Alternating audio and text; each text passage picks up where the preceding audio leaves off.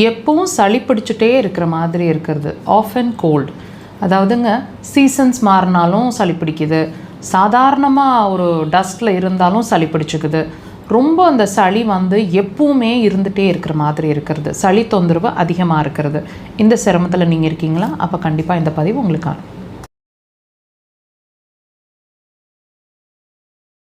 எப்பவும் சளி பிடிச்சிட்டே இருக்குது, எப்பவும் கர்ரு கர்ருன்னு சளி இருந்துகிட்டே இருக்குது.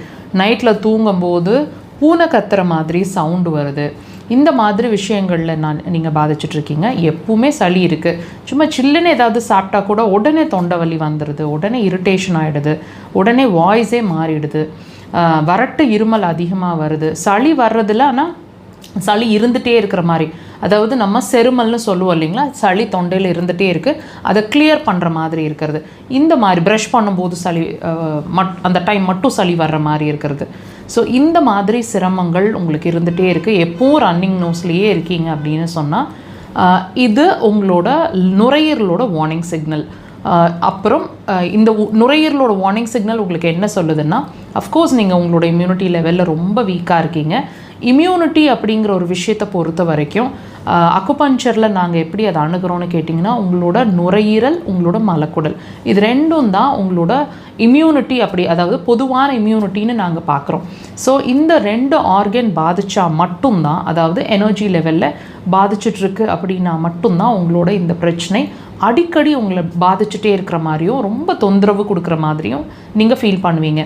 இப்போ இதை எப்படி செக் பண்ணிக்கலாம்? சளி பிரச்சனை இருக்குது, அது நுரையீரல் சார்ந்த விஷயம்னு நம்ம தெரிஞ்சுக்கிட்டோம். இது எப்படி ட்ரீட் பண்ண முடியும்? இதுக்கு ரீசன் என்னன்னு கேட்டிங்கன்னா, நான் சொன்ன மாதிரி கண்டிப்பாக அதோட ரூட் காஸ் மலக்குடல் தான்.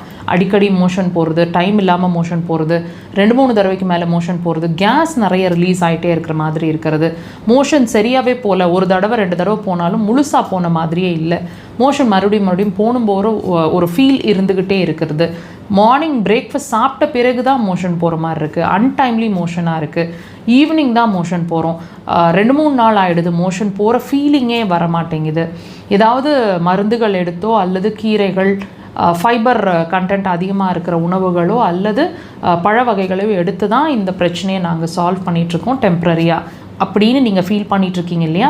ஸோ இதுக்கும் உங்களோட சளி தொந்தரவுக்கும் டைரக்ட் சம்மந்தம் இருக்குது. இதை நீங்கள் ட்ரீட் பண்ணாமல் வச்சுட்டு இருந்தீங்கன்னா கண்டிப்பாக இதோட அடுத்த லெவல் உங்களோட ஸ்கின் வரைக்கும் பாதிக்கும், ஸ்கின் சம்மந்தமான பிரச்சனைகளும் வரக்கூடும். ஸோ ட்ரீட்மெண்ட்டை சீக்கிரமாக எடுங்க. அக்குபஞ்சர் சிறந்த தீர்வு.